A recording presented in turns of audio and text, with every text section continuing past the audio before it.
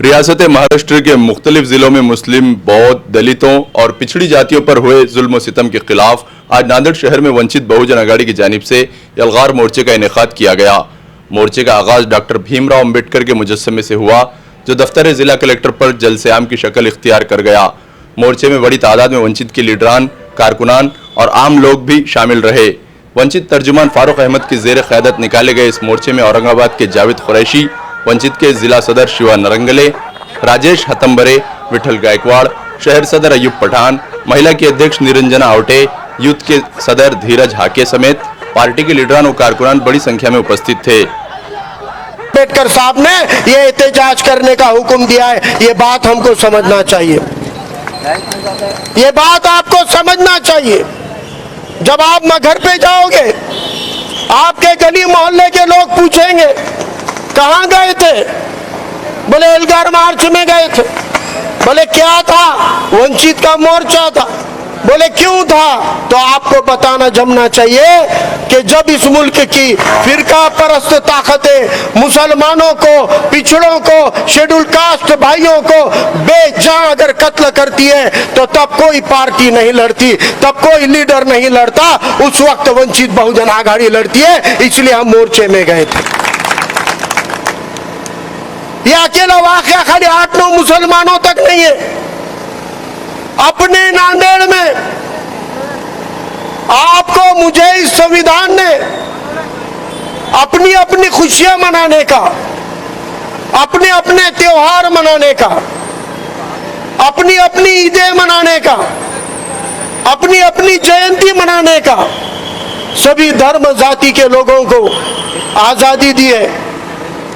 लेकिन नांदेड़ से लगा हुआ एक गांव है बोंडार। उस बोंडार गांव में आजादी से लेके आज तक कसीर तादाद में बौद्ध समाज रहते हुए भी वहां के समाज को भीम जयंती की मिरौनक निकालने नहीं दी जाती थी। लेकिन जब बोंडार में वंचित की शाख खुली, हमारे साथियों ने कहा हम भीम जयंती की मिरौनक निकालनी है,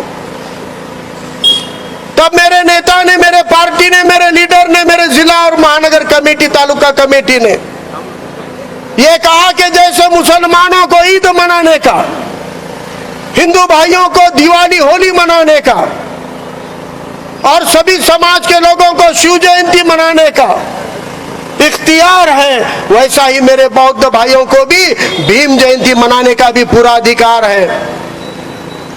और उसलिए उसके लिए ताकत से हम खड़े रहे। वहां भीम जयंती हो गई, लेकिन मैं भीम जयंती निकाले ये गुस्सा जहन में रखकर अक्षय भाले राव नाम के नौजवान, उसको जालिमों ने बेमुरवत तरीके से, गैर इंसानी तरीके से 8-9 लोगों ने एक नौजवान को चाकू से उसके पेट को फाड़कर आते बाहर निकाल दी। इतना दर्दनाक हादसा अक्षय के साथ हुआ है। ऐसा ही हादसा लातूर के रेनापुर में हुआ। गिरिधारी तबगाले नाम के एक मातंग भाई ने 3000 का कर्ज लिया। साहूकार ने जोर जबरदस्ती उससे 12,000 वसूल लिए और फिर भी कह रहे कि वो तो ब्याज था, अभी और 10,000 दो। वो पुलिस के पास गया। पुलिस वालों ने उसकी शिकायत लेने की बजाय उसको बिठाया, साहूकार को बुलाया और दोनों में सेटलमेंट करा के भेज दिया। जब वो सेटलमेंट हो गया, 8 दिन के बाद वो साहूकार ने गिरिधारी तबगारे के घर पे जाकर उसको कहा, तू पुलिस में जाता क्या, मेरी कंप्लेंट करता क्या, और उसको हथियारों से मारकर उसकी जान ले ली, उसको जान से मार दिया। मैं पूछना चाहता हूं कि अगर हम पे जुल्म होगा तो हमारी हिफाजत की जिम्मेदारी जिनके ऊपर संविधान ने सौंपी है, वो लोग किसके लिए काम कर रहे हैं? मैं सवाल उठाना चाहता हूं पुलिस विभाग पर, पुलिस विभाग के अंदर शामिल 80% लोग तुम्हारे मेरे जैसे बहुजन समाज से आते हैं, छोटी छोटी जाति से आते हैं, लेकिन जब तुम्हारे आंख पे खाकी चढ़ जाती है, जब तुम्हारे आंख पे खाकी की ताकत आ जाती है, तुम गुनहगारों पे, जालिमों पे, फिरका परस्तों पे हमला करने की बजाय इस मुल्क के अक़लियत मुसलमानों पे, दलित पिछड़े भाइयों पे अपनी ताकत बताते हो। हम मानते हैं कि तुम्हारे बदन पर जो खाकी है, ये खाकी को संविधान ने एक ताकत बख्शी है, लेकिन ये ताकत नरेंद्र मोदी ने नहीं बख्शी है। ये ताकत आरएसएस वाले मोहन भागवत ने नहीं बख्शी है। ये ताकत बजरंग दल, हिंदू परिषद जैसे फिरका परस्तों ने नहीं बख्शी है। तुम्हारे खाकी को अगर किसी ने ताकत बख्शी है तो डॉक्टर बाबा साहब अम्बेडकर के संविधान ने बख्शी है। मैं आपको सुनाऊंगा तो मेरी आवाज लर्जा जाएंगी, मेरी आंखों से आंसुओं का सैलाब चले जाएगा, लेकिन वो जुल्म के सिलसिले खत्म नहीं होंगे। और वो जुल्म के सिलसिले जब खत्म होंगे जब हम जो है जीत के आके हमारे हाथ में जो है हुकूमत का परचम रहेगा। बहुत सारे जुल्मों के साथ मुसलमानों ने अपनी शनाख्त को मनवाया है। अभी अगर मैं हाल ही का वाकया पेश करूं आपको,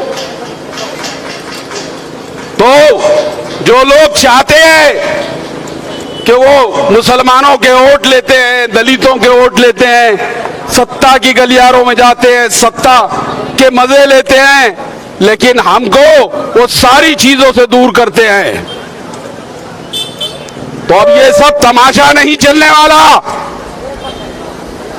क्योंकि जुल्म के खिलाफ, नाइंसाफी के खिलाफ और इंसाफ को कायम करने के लिए एक बहुत बड़ी आवाज इस महाराष्ट्र से उठी है, और वो आवाज का नाम है प्रकाश अंबेडकर बाला साहब।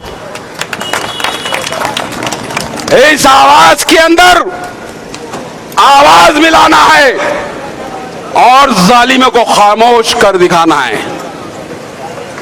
और अगर कह रहे हैं कि हम सिर्फ तकरीर के लिए ये बातें करते हैं, तो नहीं। प्रकाश अंबेडकर साहब की वो हिकमत अमली थी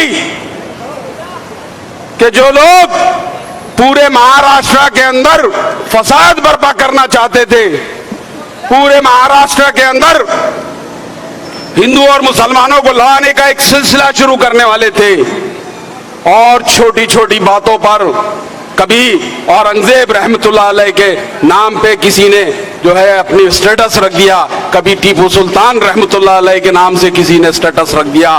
तो ये जालिम पुलिस जिसको इंसाफ कायम करने की जिम्मेदारी दी गई थी, ये जालिम पुलिस उन मुसलमान नौजवानों को गिरफ्तार कर रही थी। उस वक्त मैं समझता हूं कि बहुत मुसलमान लीडर होंगे,